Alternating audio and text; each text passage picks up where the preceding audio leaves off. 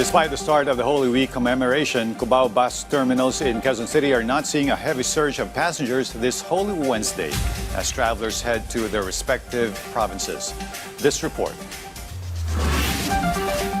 As the Holy Week observance begins, some of our countrymen have chosen to return to their respective provinces, but it is noticeable that there is no heavy surge of passengers at bus terminals in Cubao this Holy Wednesday. During our rounds in several bus terminals in Cubao, Quezon City, there were passengers waiting, but some areas had no long lines. This comes as government employees are on a half-day work schedule and oil prices remain high due to the conflict in the Middle East. Kenneth, who had a half-day at work in Pampanga, is hoping to find a ride home to Lopez, Quezon. Hindi ko lang po sigurado, sir, pero magtitingin-tingin po kami kung saan kami makakasakay dito. Siguro, hanggang hindi pa kami nakakita ng masasakyan, mag-stay pa kami dito, maghahanap-hanap pa kami. He said he is taking advantage of the Holy Week break to go home and will return to work again by Monday. According to Kenneth, it also helps that there are not many people.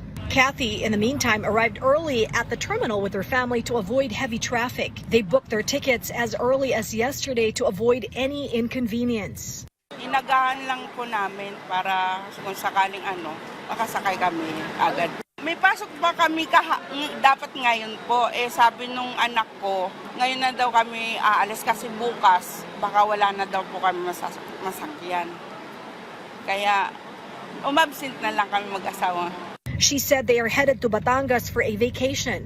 Police officers, traffic enforcers, and other personnel are also deployed around the bus terminals in Cubao to maintain order.